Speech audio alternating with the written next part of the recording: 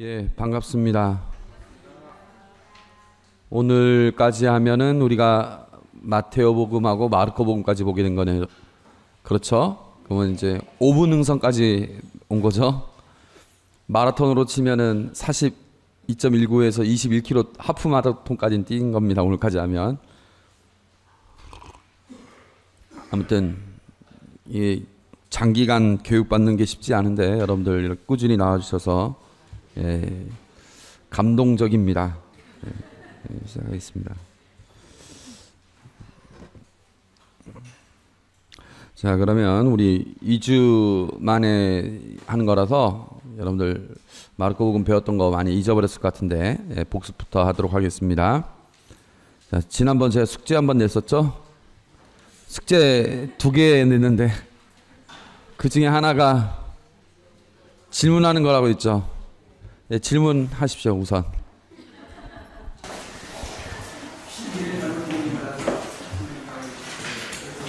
예. 첫 시간에 그 교관에 보면은 마태복음 마태복음에는 복음이라고 일장이 나와 있고, 네. 그리고 마태복음과 요한복음에는 책이라고 돼 있고, 네. 여기가 복음에는 그 이야기라고 있다고 말씀하셨는데, 네. 제가 이거 기재를 질문해서 마태복음은 찾아봤는데 책이라고 나오는 부분이 일장이 이렇게 표시되는데. 아, 예. 혹시 무슨 말씀인지 여러분들 아시겠습니까? 질문? 복음이라는 단어가 마르코 복음에 이제 나와 있고, 그 자기가 쓴 글을 가지고 복음이라고 스스로 명칭을 지었어요. 근데 루카는 그 테오필로에게, 존경하는 테오필로스님, 내가 이제 하는 이야기는 이렇게 자기가 하는 글을 이야기라고 명칭을 했고, 요한복음은 21장에 보면 이 책에 20장에 보면 이 책에 기록되지 않은 수많은 표징들도 있었다 하면서 이 책이라고 했어요. 근데 마태복음에는 책이라는 표현이 없어요. 맞습니다.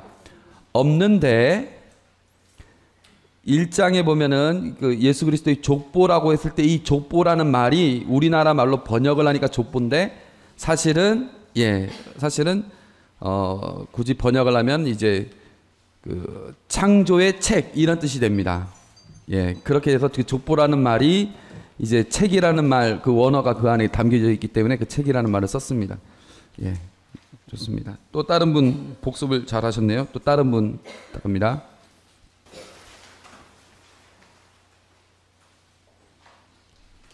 없습니까? 예.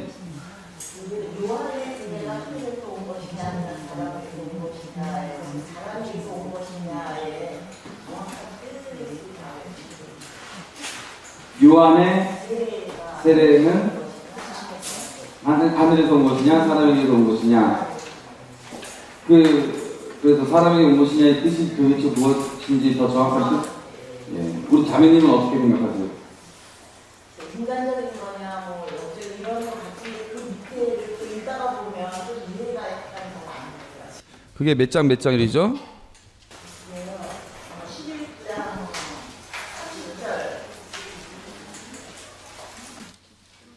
마태오복음 11장 30절이 예수님의 권한을 문제 삼다. 예. 예수님의 권한을 문제 삼다를 할 때 제가 여기서 말하는 권한이 제가 지난번에 강의했던 권위라는 말이 권한으로 지금 번역된 거거든요. 예, 11장 27에서 이제 33절 이 부분인데, 그러면 여러분들 제가 그때 여러분들에게 얘기할 때 예수님의 권한은 어디에서부터 온 거죠? 하나님에게서 온 거라는 걸 제가 뭘 근거로 얘기를 했죠? 예, 이는 내 아들, 내 마음에 드는 아들이라고 세례 때와 거룩한 변모 때에 하나님께서 이미 예수님의 권위를 인정해 주셨어요. 당신의 아들이라고. 그렇게 우리는 알고 있는데, 그리고 하늘에서도 그렇게 인정하고 있는데, 그 유다이즘에서는 그것을 받아들이지 않고 있고, 그래서 이런 논쟁들이 나오는 거죠. 그래서 한번 보겠습니다. 그들은 다시 예루살렘으로 왔다. 예수님께서 성전들을 거닐고 계실 때 수석사제들과 율법학자들과 원리들이 와서 예수님께 말하였다. 당신은 무슨 권한으로 이런 일을 하는 것이요? 또 누가 당신에게 이런 일을 할 수 있는 권한을 주었소? 그러니까 성전뜰에서 막 가르치고 그 다음에 또 그 보면은 11장 15절에 보면 성전에서 그 장사꾼들을 내쫓고 막 이렇게 하지 않았습니까? 그러니까 너가 무슨 권한으로 너가 무슨 권위를 가지고 그렇게 하느냐라고 지금 묻고 있는 겁니다. 예수님께서는 대답 대신에 반문을 하시면서 너희에게 한 가지 물을 더이니 대답해 보아라.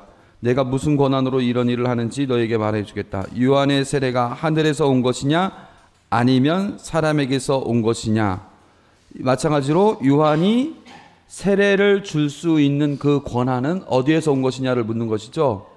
하늘에서 온 것이냐. 하늘에서 온 것이냐면은 하나님께서 이 요한을 예언자로 인정을 해서, 예언자라는 건 뭡니까? 하나님의 말씀을 받아서 그걸 전하는 사람이니까 하느님의 예언자로서 그 권한을 받아서 세례를 베푸는 행동이냐, 예언자적인 행동이냐, 아니면 하느님은 전혀 그런 예언자로서 지명하지도 않으셨는데, 예언자로 뽑지도 않으셨는데 자기 스스로 인간적인 생각에서 한 것이냐 라고 묻는 것이죠. 그러니까 이제 자기들끼리 하늘에서 왔다 하면 어찌하여 그를 믿지 않느냐. 그러니까 하느님께서 뽑으신 예언자라면 믿어야 맞을 것인데 그들은 믿지 않거든요. 또 사람에게서 왔다 하면 군중이 요한을 참 예언자로 여기고 있다. 참 예언자라는 말은 뭡니까? 하느님께서 지정해 주신 예언자라는 얘기인데, 사람들은 요한의 권위를, 그 권한을 하늘에서부터 받은 것이라고 생각하고 있는데 그걸 받아들이지 않는다는 의미일 수도 있고, 어떻게 해야 될지 모르겠다, 난 모른다, 이렇게 얘기한 거죠. 그러니까 예수님의 권한이 하늘에서 온 것이냐 아니면 예수님 스스로 인간적으로 이렇게 만든 것이냐, 이런 걸 묻는 것이죠. 그래서 이제 예수님은 이거는 너무나 명백한 이야기이기 때문에 질문만 하시고 정확한 답은 내리시지 않으면서 스스로 찾아보라고 하시는 것 같습니다. 좋습니다. 또 다른 분들 질문해 주시기 바랍니다. 우리 형제님. 초대 교회 어떤 상인데요. 네. 그 AD 100년 이전 같으면은 정경화도 잘 이렇게 성경이 정경화가 안 돼 있을, 정경화가 되지 않았을 때라는 거죠. 또 뭐 책도 많지도 않았을 거고. 그러면 그 초대교회 그 신자들은 또 로마 시대였고 유대교도 아닌 어떤 신흥 하나의 신흥 종교 신흥 종교로 여겨졌을 때, 그러니까 그 사도행전 말고 사도행전에서 뭐 초대교회 그 실상안에 볼 수가 있습니다만은 신부님이 그 상상하는 그 초대교회의 어떤 그 상이랄까, 좀 상당히 그 어떤 그 책을 가지고 뭐 이렇게 구약 성서를 가지고 뭐 했는지, 아니면 뭐 바로성 같은 거 몇 개 막 떨어져 있었고 그런 놈의 상상을 해봤는데. 알겠습니다. 그러면 초대교회의 그 상황에 대해서 뭐 여러 가지 측면에서 말씀드릴 수 있지만, 그 성서가 그때는 없었고 또 성서의 그 근본이 되는 여러 가지 자료들조차도 많이 공유하지 못하는 상황을 제가 말씀드리도록 하겠습니다. 그러니까 우리 형제님 말씀대로 이 신약 성서는 이제 물론 맨 처음에 이제 그 데살로니가 전서부터 60년 전부터 이렇게 그 지어지기 시작하죠. 그 지어지기 시작하면서 이렇게 쭉 나가고, 맨 처음엔 바오로 서관들 나오고, 그다음 복음서가 나오고, 복음서하고 이제 사도행전이 같이 나오고, 그다음에 묵시록이 나오고, 이렇게 하면서 이제 기원 한 100년까지 돼서 일단 나오죠. 근데 사실은 우리 손에 있는 이 27권 이외에 다른 그 예수님에 관련된 이야기, 사도에 관련된 이야기들이 또 있습니다. 또 편지들도 또 있어요. 근데 그 여러 개 중에 한 뭐 40개, 50개 중에 이거는 우리의 성서로 받아들인다, 이거는 성서는 아니다, 참고서다, 이렇게 구분을 했어요. 그렇게 한 건 훨씬 후대의 일입니다. 그러니까 기원 후 4세기 때에 완전히 정착이 됐어요. 근데 그 전에도 어느 정도 그 윤곽은 나왔어요. 거의 27건 가까이 윤곽이 다 나왔는데 확정적으로 된 것은 4세기 때입니다. 그럼 그 전에는 어느 게 성서인지는 모르지만 어느 정도 권위가 있는 글들은 있었어요. 그게 우리가 지금 보고 있는 27건인데 어떤 시기였냐면은 그때는 이렇게 책 한 권으로 될 수가 없었죠. 예. 책 한 권이기에는 너무나 부피가 커요. 왜?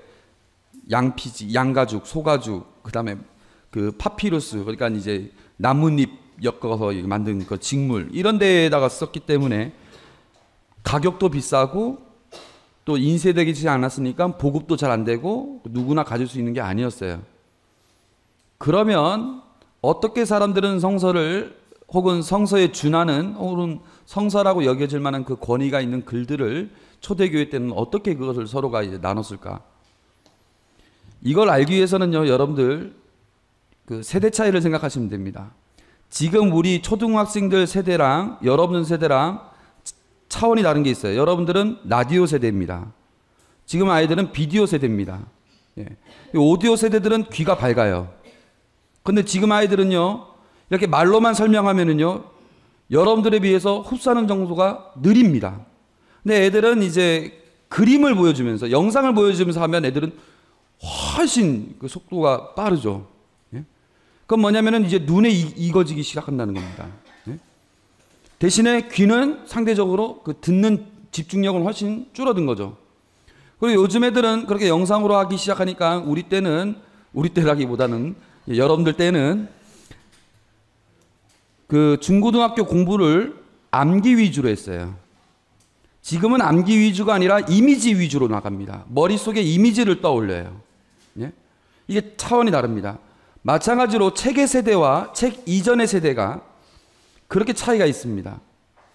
지금은 사제가 미사경본 항상 놓죠. 왜? 책의 세대라서 항상 놓습니다. 늘 똑같은 말, 늘 똑같은 경문인데도 우리는 책을 놔요. 예. 예전에요, 다 외웠어요. 다 외웠어요. 다 외웠어요. 그러니까 성서를 읽을 때에도요, 우리는 지금 책을 읽듯이 읽지만 예전에는 책을 읽듯이 읽지 않았습니다. 전부 다 책이 없기 때문에 선포를 했어요. 선포를 하면 사람들은 듣기만 했어요. 같이 눈으로 보면서 읽은 게 아니라 들었어요. 듣고 새겼어요. 그리고 그 정도가 어느 정도냐면은 한자 한 획도 틀리지 않도록 주의 깊게 읽었어요. 그래서 참 놀라운 게 그 성서책을 이렇게 그 예를 들어서 70년 우리가 120년도에 그러니까 발견된 것들이 여러 가지 사본들이 있으면 20년 전에 120년에 발견된 사본이 있다. 그 다음에 한 80년 뒤에 나온 사본이 있다. 그 다음에 한 100년 뒤에 나온 사본이 있다. 이 글들이 거의 일치해요. 200년, 300년이 지났는데도 글이 한자 한 획도 틀리지 않고 거의 일치해요. 그런 게 아주 많아요. 그걸 보면서 어느 게 진짜일까 이렇게 가리기도 하는데 그 얘기는 뭐냐면 사람들이 아주 주의 깊게 그 성서 말씀을 전달을 했다는 거죠. 여러분들 성서 쓰기 할 때 보면 아시죠? 막 글자 뜰리죠? 실수하다고. 약간만 그거 다 고치면서 일일이 다 확인했다는 거죠. 그렇게 하기 위해서는 또 한쪽에서 사람이 부르면 그걸 받아 적기도 하고 또 그것이 또 다른 지역에 가게 되면 그걸 그 성서를 보내는 게 아니라 입에서 입으로 전해지는 거예요. 그게 다. 이게 우리 책의 세대에서는 느낄 수 없는 그 사람들의 문화이고 그 사람들의 능력입니다. 우리는 이미 태화된 부분들이고 그 사람들은 이미 갖고 있는 능력이에요. 그래서 성서를 크게 선포하고 사람들은 그걸 듣고 그거를 서로에게 그 할아버지가 손자에게 옛날 옛적에 할아버지 호랑이가 담배 피던 시절에 이게 입에서 입으로 전해지면서 늘 똑같은 말이 나오는 것처럼 우리 판소리가 그러지 않습니까? 예. 예. 우리 민요가 그러지 않습니까? 예. 이게 그냥 한자 한 획도 틀리지 않고 쫙 전달이 될 수 있고 이건 거룩한 글이기 때문에 더 그랬다는 거죠. 이렇게 딱 보존이 되는 거죠. 그래서 예를 들어서 로마 교회에 사도 바오로가 편지를 썼다. 그러면 이 글은 그냥 글이 아니에요. 딱 받는 순간 이게 선포되면 사람들이 그걸 입에서 입으로 다 외우는 거예요. 사도 바오로가 이런 식으로 전달했다는 거죠. 이거 엄청난 거예요. 이 성서를 대하는 자세가. 그런 분위기가 이어지고 그게 이제 나중에 더 나아가면서 이제 우리 교회가 그 박해받는 교회에서 그 로마 정식 교회가 됐을 때 그때 이제 재정적인 지원들이 들어가기 시작하는 거죠. 재정적인 지원이 들어가면서 군주들이 야 성서 만들어. 예? 그래서 재산을 그 뭐냐 스폰서가 들어가니까 그때부터 성서를 본격적으로 쓴 글들이 많아지기 시작합니다. 많아지니까 더 많이 읽게 되고 그러면서 이제 이거 어느 게 성서고 어느 게 성서가 아닌가의 문제가 대두되기 시작하면서 그때야 완전히 회의를 거쳐서 확정을 짓습니다. 그게 이제 4세기가 되는 거죠. 네. 그러면서 이제 성서가 계속 전해져 오는 겁니다. 그런 분위기입니다. 어느 정도 상상이 되죠? 네. 네. 또 다른 분 또 질문 없습니까? 제가 말씀드렸습니다. 질문 없으면 제가 질문할 사람을 선발하겠다고. 쉬는 시간 때 다 조퇴하시길 바랍니다. 쉬는 시간 끝나고 두 번째 시간 때 제가 이름 다 부르면서 지금 이름 다 부르면서 제가 질문 시키겠습니다. 질문하니까 질문한 사람은 다소 쑥스럽고 좀 용기가 필요하지만 질문 듣는 사람들 입장에서 맞다 그런 문제가 있었지 이렇게 생각되는 거 아닙니까? 그러니까 다른 사람을 위해서 질문하라는 얘기입니다. 예, 그러면 복습을 간단하게 하면 마르코복음 지리적인 기준 제가 말씀드렸습니다. 갈릴레아와 이방인, 그다음 예루살렘의 여정, 예루살렘에서 순환과 죽음 해서 16장까지 되어 있다. 정체성에 따른 기준 아시죠? 예, 1장에서부터 8장, 9장에서부터 15장. 이 기점이 되는 것은 베드로의 신앙 고백과 백인대장의 신앙 고백이라고 이야기했습니다. 마르코의 전체 주제 예수님이 누구인가 우리 독자와 저자는 다 알고 있었고 하늘에서도 알고 있었고 마귀들도 알고 있었고 그런데 군중들은 잘 몰랐고 그래서 놀라워했죠. 이 사람이 도대체 누구인가 어디서 저런 권위가 있을까 뭐 이렇게 하면서 놀라워했고 또 오해를 했다고 했죠. 예언자 가운데 한 사람 세례자 요한 엘리야 이렇게 생각을 하기도 했다고 그랬죠. 그리고 유다이즘에서는 반박했고 증오를 했고 그 다음에 제자들은 오해를 했고 배신을 했습니다. 이런 와중에 예수님이 누구인지를 묻는 이 1장 1절의 이 말이 어떻게 실현이 되는가 이렇게 하는 게 이제 마르코 전체의 주제라고 했고 이에 대해서 예수님은 마귀들에게도 군중들에게도 제자들에게도 메시아이심에도 불구하고 말씀 못하게 하셨다는 것이죠. 예수님은 메시아긴 메시아인데 사람들이 생각하는 메시아가 아니다. 그래서 메시아는 고통받으면 안 된다. 메시아는 십자가에서 뛰어내려야 된다. 이런 생각을 했는데 예수님은 그걸 원하지 않으시고 고난당하고 죽음당하는 그리스도가 되기 위해서 이 세상에 오셨고 그래서 사람들에게 제대로 말을 안 했다. 몸으로 몸소 보여주셨다는 얘기를 했었죠. 그리고 백인대장이 버림받은 예수님을 통해서 예수님을 알아보게 된 거죠. 그래서 능력이 있으심에도 불구하고 굳이 순환을 당했던 이유를 제가 예화를 통해서 보여드렸죠. 어머니의 마음과 예수님의 마음이 같다. 이렇게 얘기를 했습니다. 지금 제가 이렇게 빨리 나가도 대강 이해되시죠? 2주 정도 됐고 이러니까 여러분들 많이 까먹었을까 봐 이렇게 제가 좀 다 얘기를 하고 있는 겁니다.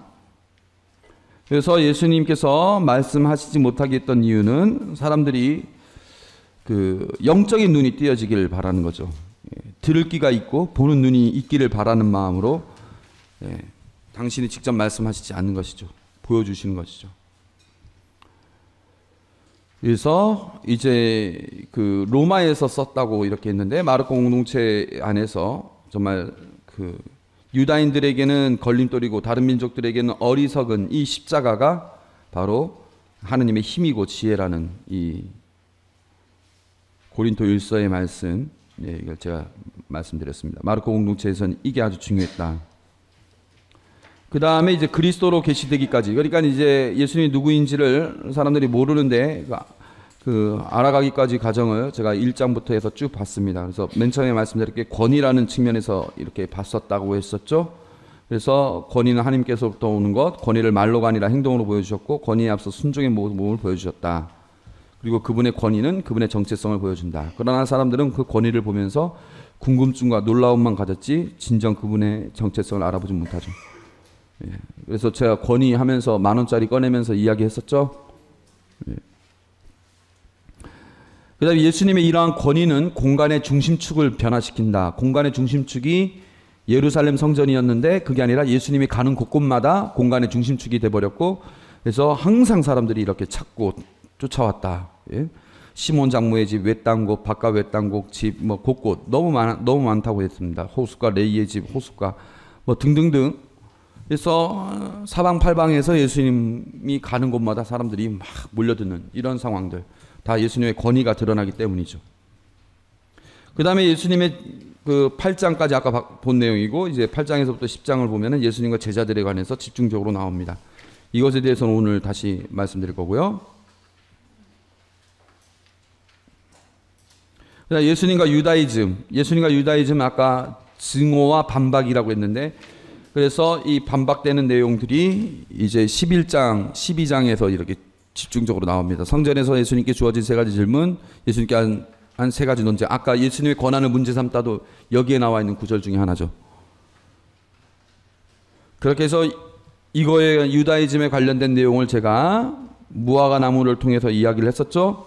무화과 나무 기억나시죠? 무화과 나무 성전을 단죄하시다 말라버린 무화과 나무의 교훈. 여기서 참 중요한 게 예수님의 예언자적인 행동. 무화과 나무를 저주하는 것은 성전을 단죄하는 예언자적인 행동이고, 성전을 단죄하는 것은 당신의 죽음을 통해서 모든 민족들에게 하나님의 구원이 전달된다는 예언자적인 행동이라는 거, 제가 그때 그렇게 말씀드렸습니다. 그래서 직접적으로 말씀도 하셨죠. 돌 위에 한 다른 돌도 하나도 남아있지 않을 것이다. 그리고 예수님이 뭐 이런 말을 했다는 걸 들었다, 이렇게. 마르코복음에서 실제로 예수님이 이런 말은 안 했어요. 아무튼 그런데 이런 말이 있었다는 것을 그 사람들이 얘기를 하죠. 예. 그래서 성전 허물겠다고 하더니 한번 너 자신을 구해봐라 했더니 아닌 게 아니라 성전이 상징적으로 허물어졌죠. 성전 휘장이. 그래서 휘장 안에 계셨던 하느님이 모든 민족에게 가게 되고, 예루살렘 성전만이 모든 민족들을 위한 기도의 집이 아니라 이미 강도들의 소굴이 된 그 예루살렘 성전은 무너지고, 온 공간이 하나님의 현존의 장소가 되어버리는 것이죠.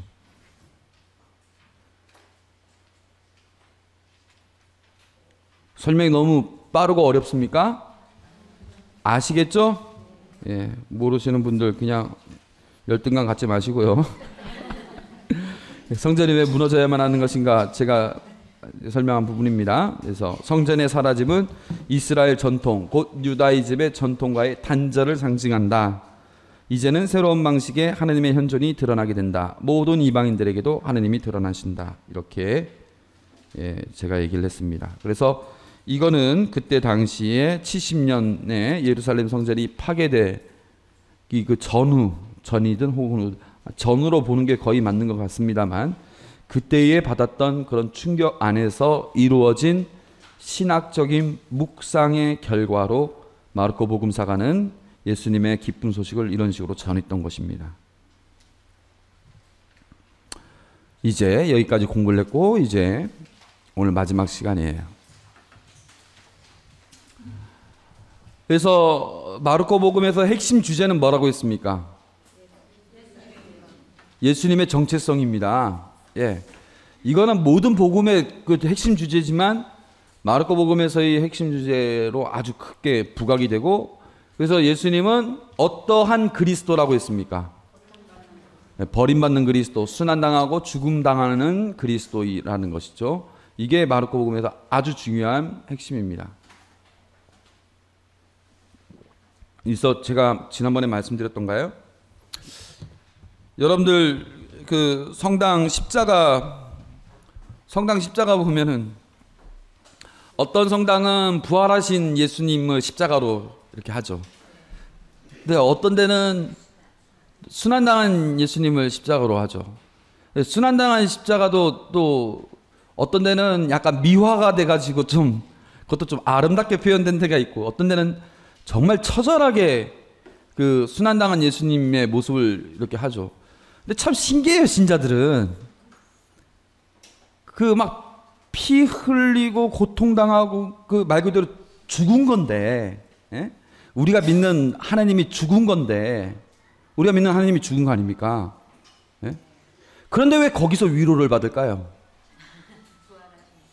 거기서 위로를 받고 거기 막 사진 찍고 어디 성지순례 가면은요, 나 진짜 깜짝 놀래가지고 지난번에 예전에 이태리에 있을 때 아시시의 어떤 수녀원 입회하기로 한 친구가 이제 아시시에 성지순례 왔는데 가면서 나는 여기가 성프란치스코가 돌아가신 곳이야, 여기가 성프란치스코가 뭐 했던 곳이야, 막 그 성프란치스코와 관련된 이야기를 하는데 전혀 그거와 상관없고 그냥 말 그대로 장식으로 있는 그 예수님이 그 버림받은 모습 딱, 그거는 그 역사 그 성당 역사하고 전혀 상관없이 그냥 그 신부님이 좋아서 그냥 놓은 건데 그것만 들이 막 사진 찍고 있는 거예요. 야, 그게 중요한 게 아니라 지금 이 프란치스코 성이 돌아가신 데가 중요하다니까.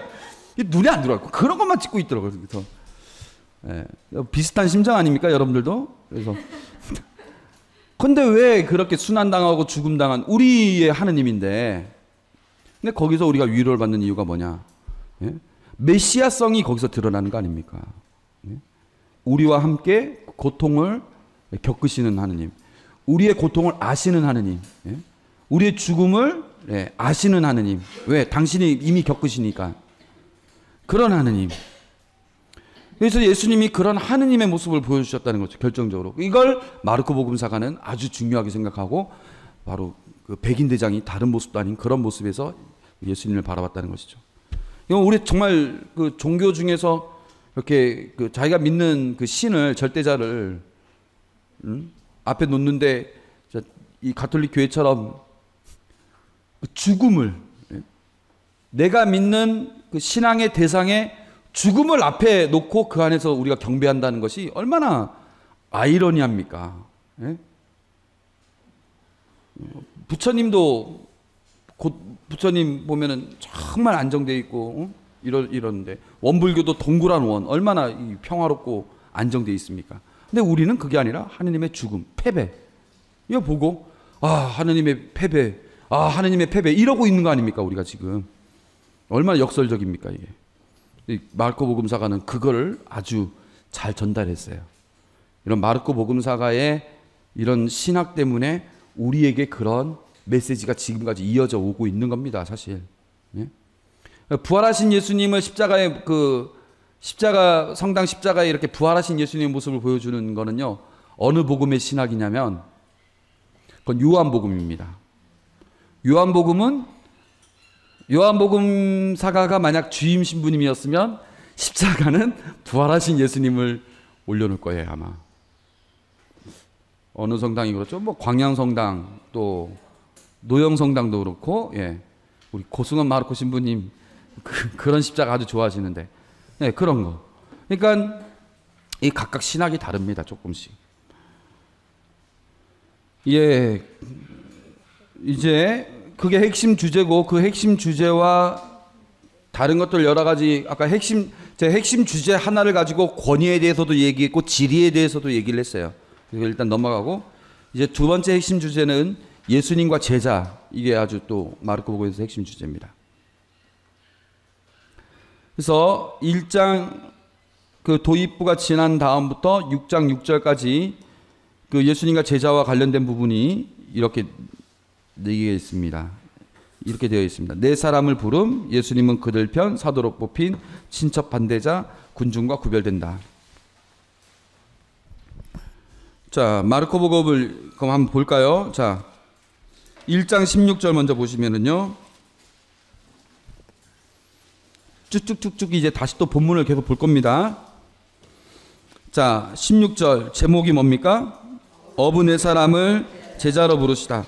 그 다음엔 제자에 관련된 언급이 별로 없어요. 그 다음에 전도여행을 떠나시다가 있는데, 거기에 이제 제자들이 그 스승님을 찾고 있다 이 말 정도 했고, 나병 환자를 고치다 넘어가고, 중풍병자를 고치다 넘어가고, 없어요. 특별한 내용이 없어요. 그런데 이제 2장 13절부터 이제 28절의 내용을 보면은, 예, 죄인과 함께 음식을 드시면서 죄인들 편을 들어주시고, 그 새 것과 헌 것, 왜 예수님의 제자들은 단식하지 않느냐라고 물어봤을 때 예수님이 제자들 편을 들어주시고, 안식일에 밀리삭을 뜯는 것들에 대해서도 그 제자들을 편을 들어주시고, 지금은 제자들이 특별한 일을 한 것은 아니에요.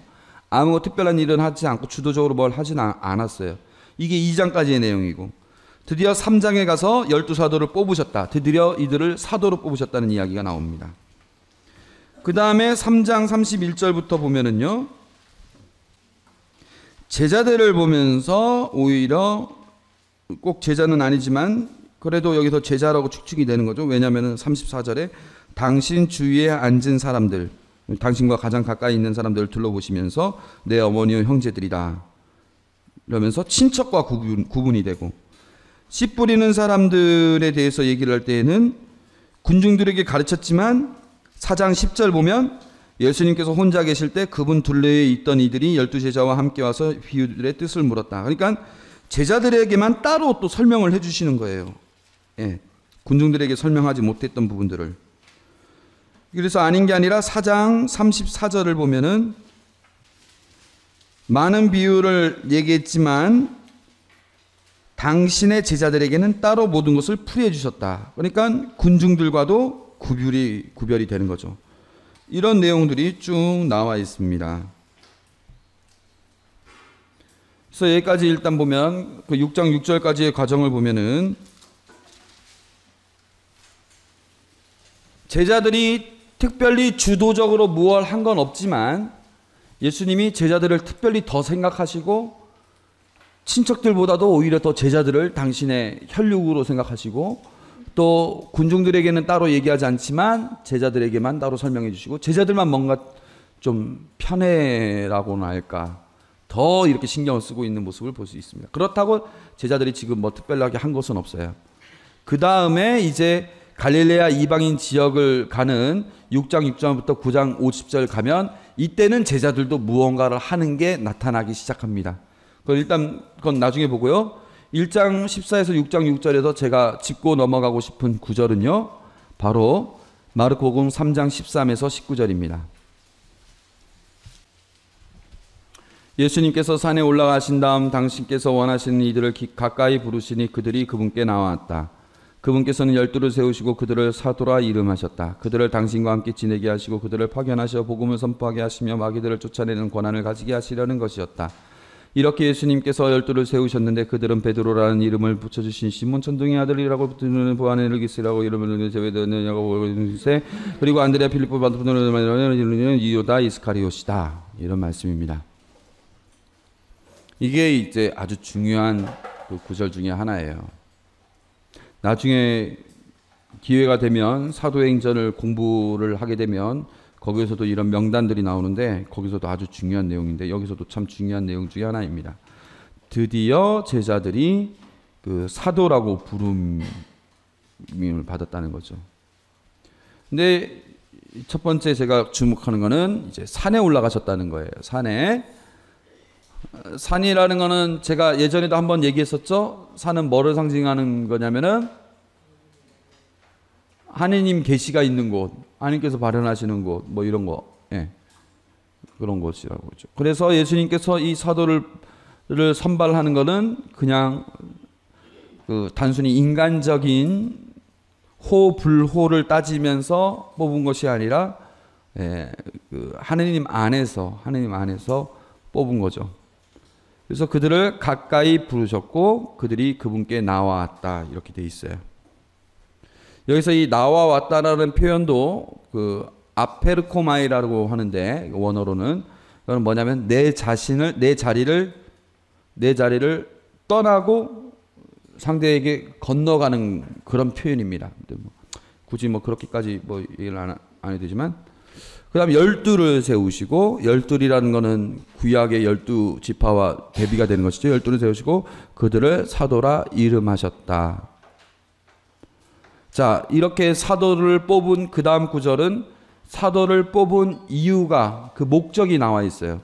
왜 제자들 중에 12명을 따로 선발하셔가지고 사도로 뽑으셨는가? 이유가 복음 선포, 마귀 쫓아내는 거. 그렇게 대답하시는 분들은 제가 60점을 드리도록 하겠습니다.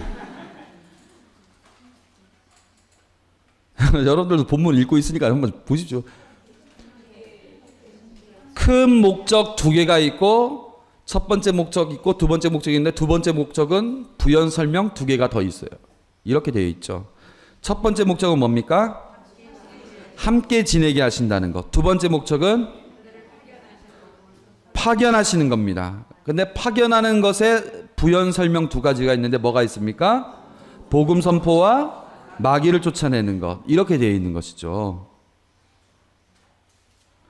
그래서 사도를 선발하는 가장 큰 목적은 뭐에 있느냐? 뭐에 있습니까? 아니죠. 첫 번째 목적이 제일 중요하겠죠. 함께 지내게 하시는 게 제일 큰 목적입니다. 예. 사도의 가장 큰 목적은 함께 있는 겁니다. 함께 있는 거. 함께 있는 경험이 없는 사도는 파견될 수가 없어요. 예? 예수님도 파견됐죠. 어디에서부터 파견되었습니까? 삼위일체 공동체, 성부, 성자, 성령이 함께 있는 그 공동체. 너무나 서로를 사랑해서 서로가 셋이 아니라 하나로 느껴질 정도, 아니 느껴질 정도가 아니라 실질적으로 하나가 될 정도로 서로가 사랑하는 이 사랑의 공동체로 함께 계셨어요. 그렇게 함께 계셔가지고 그 사랑이 너무 크고 너무 크고 너무 크니까 그 사랑이 흘러 넘쳐 나오게 됐는데, 그 흘러 넘쳐 나온 사랑을 우리가 뭐라고 부르냐면 예수님이라고 불러요. 예수님은 그렇게 함께 있는 사랑의 공동체에서 파견되어 나셨고, 그렇게 파견되어 온 예수님은 또 뭘 만드십니까? 당신이 이미 경험하셨던 제자들과 함께 삼위일체 공동체와 같은 그런 사랑의 공동체를 만들면서 함께 있게 만들어요. 예?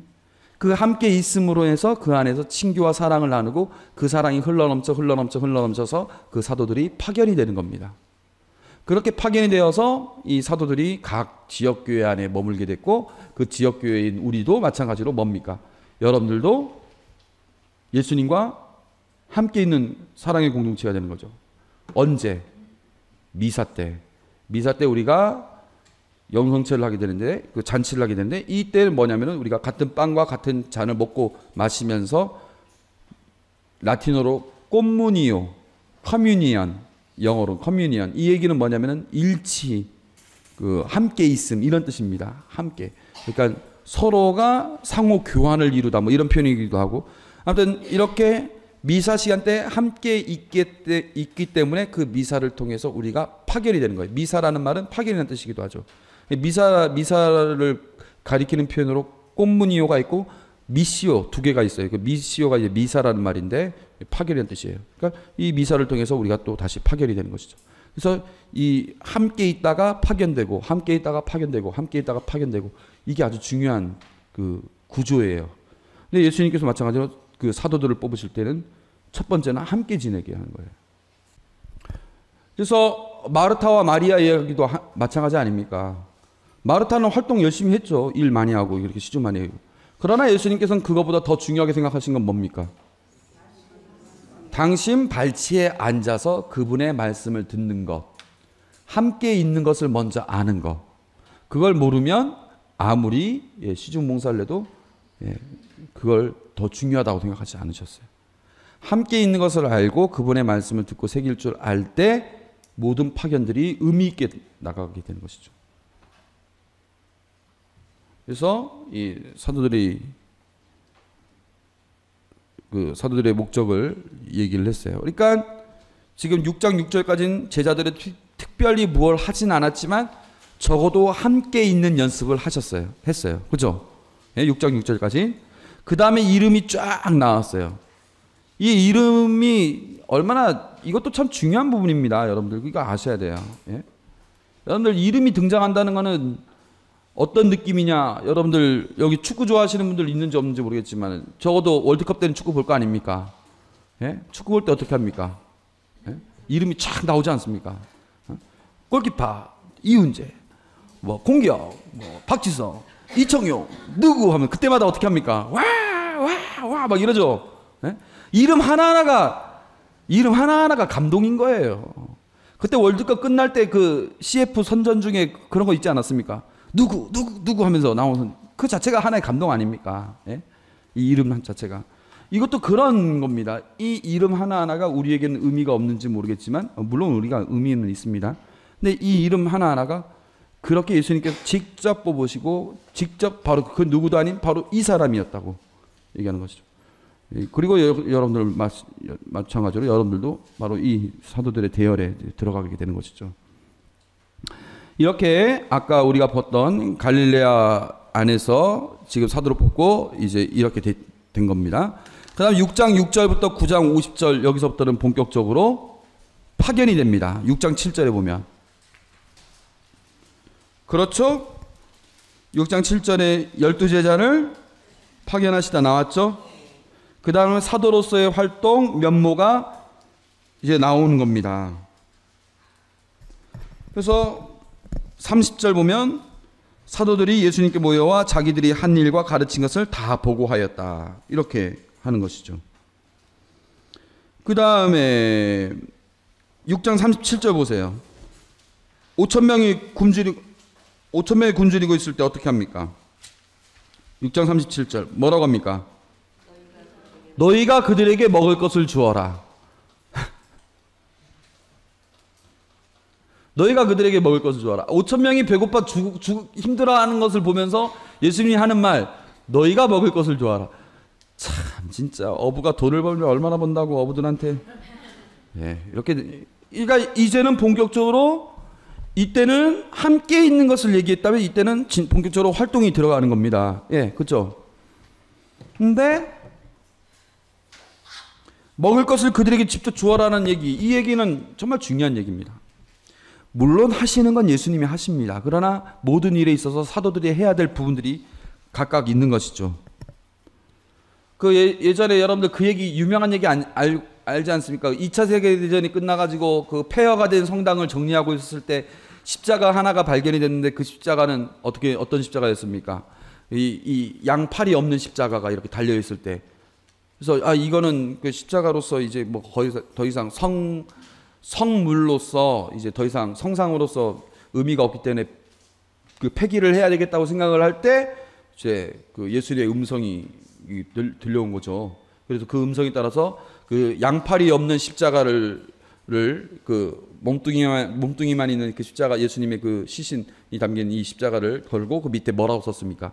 이제는 너희들이 나의 팔이 되어다오. 이런 말이 써져 있죠.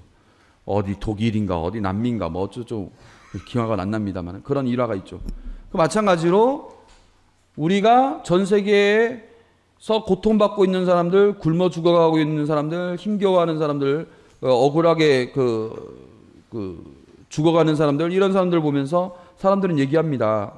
왜 하느님, 당신은 선하신데, 당신은 전능하신데 왜 저 사람들은 고통받고 있습니까? 이렇게 묻죠. 근데 하나님께서 늘 하시는 말씀, 그래서 내가 너를 보낸 것이 아니냐. 왜 나보고 다 하라고 하느냐. 그래서 내가 너를 키우고 너를 보호하는 것이 아니냐. 이태석 신부님이 고등학교 때 지은 노래 아시죠? 묵상 가사 아십니까? 십자가 앞에 무릎 꿇고 주께 물었네. 세상엔 왜 이렇게 버림받은 사람이 많고 감옥에 갇힌 이들이 많고 죽어가는 사람들이 많느냐. 눈물을 흘리면서 주님께 물었네. 그렇게 가사가 돼 있어요. 이태석 신부님 그 고등학교 때 쓴 말이 그거예요. 그리고 조용한 침묵 속에서 주님 말씀하셨지. 사랑 오직 사랑하라고. 그러니까 내가 너희를 정말 사랑한다. 근데 사랑의 그 몫을 나눠줄 건 바로 너다. 이렇게 되는 것이죠. 그러니까 이태섭 신부님은 그거를 가사로만 쓰고 노래로만 한 것이 아니라 실제로 보여주시는 겁니다. 하느님은 사랑이시고 하느님은 무능하셔서 지금 고통받는 사람들을 가만 놔두시는 것이 아니라 하느님은 그 사랑이시고 유능하신 전능하신 하느님이시지만 그 하느님이 나를 통해서 그 사랑이 전달되기를 바라기 때문에 두고 있는 거예요. 당신 스스로가 그렇다면 내가 도구가 되겠다고 해서 가신 거 아닙니까? 이태석 신부님이. 마찬가지로 여기 5,000명을 먹이신 기적을 보면 너희가 먹을 것을 주어라. 가능합니까? 제자들이 연봉이 얼마나 된다고?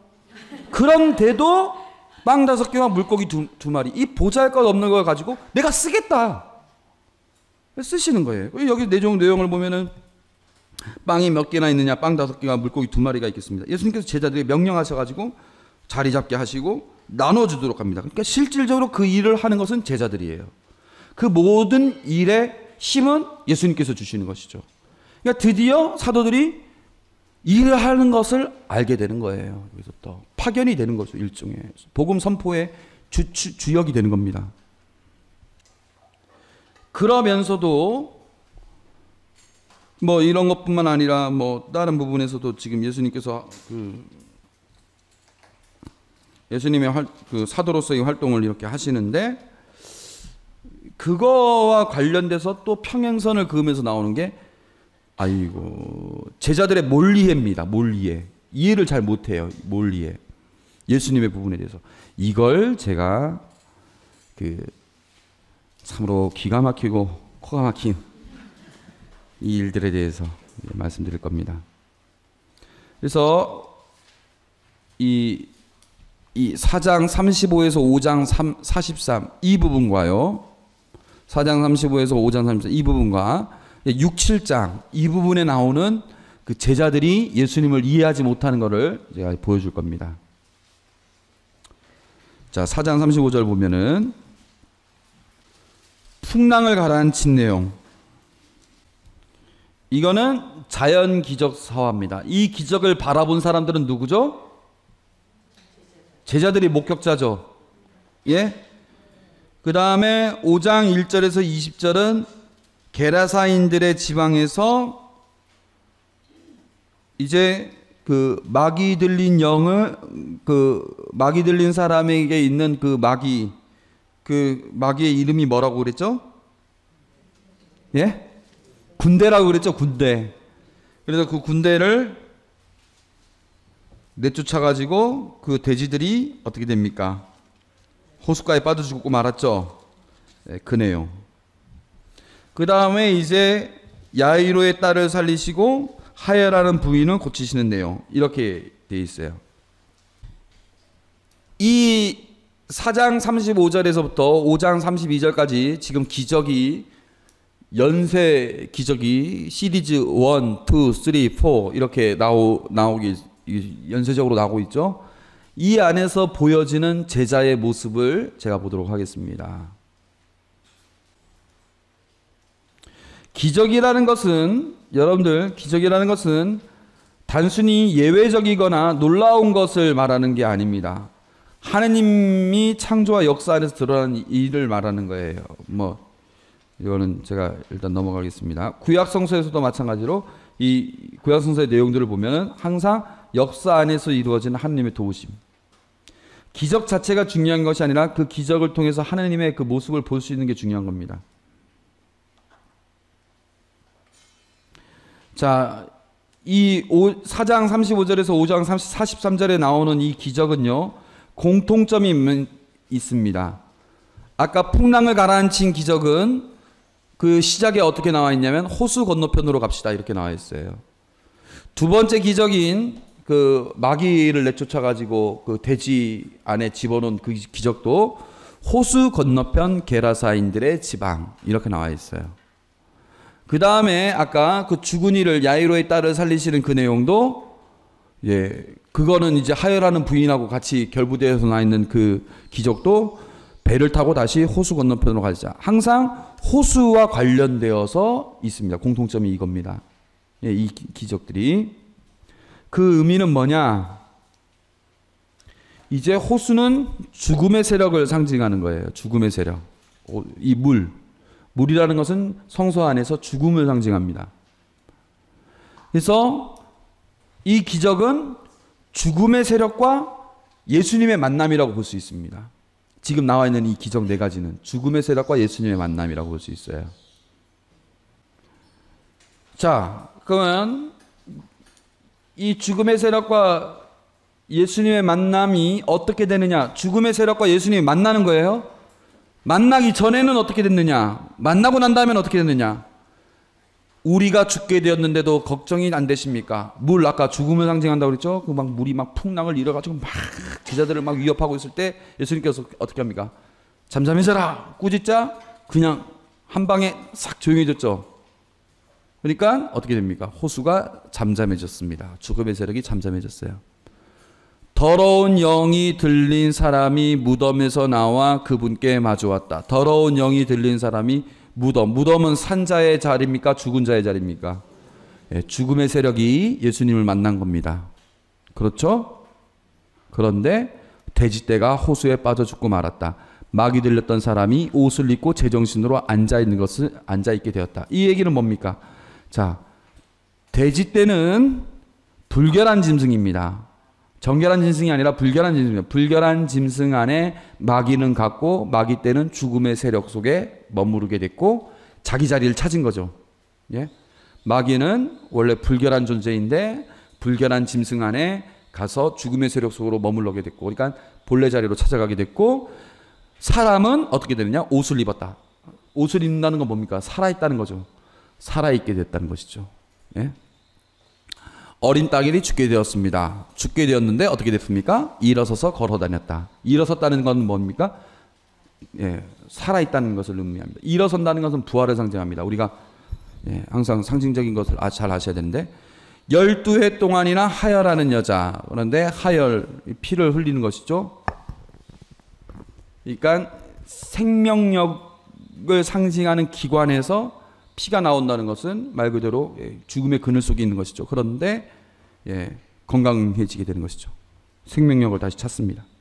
이렇게 이 기적들은 죽음의 세력을 만났고 예수님과 죽음의 세력이 만났는데 예수님이 그 죽음의 세력을 만나서 다 이기신 모습을 보여주는 거예요. 이게 다 예수님의 그 부활의 힘이 다 이미 이 안에서 보여주는 겁니다. 그런데 모든 기적은 믿음이 중요합니다. 풍랑을 가라앉히고 나서 보세요. 그 각 기적과 관련된 사람들의 그 믿음의 정도를 보시면 4장 35절에 보면은 제자들은 어떻게 하느냐? 믿지 못해요. 네? 풍랑이 막 일고 있는데 막 죽음의 세력이 막 닥치고 있는데 믿질 못해요. 예수님을. 그래서 두려움에 떨어가지고 우리가 죽게 되었는데 지금 뭐하고 계십니까? 하고 예수님한테 막 뭐라고 그러죠. 예수님께서 어떻게 하느냐? 39절 잠잠해져라 조용해져라 하시고 왜 겁을 내느냐? 아직도 믿음이 없느냐? 그때야 믿은 것도 아니고 그때도 역시 도대체 이분이 누구시길래 바람과 호수까지 복종하는가? 제자들이 그 온전한 믿음을 보여주지 못합니다. 예.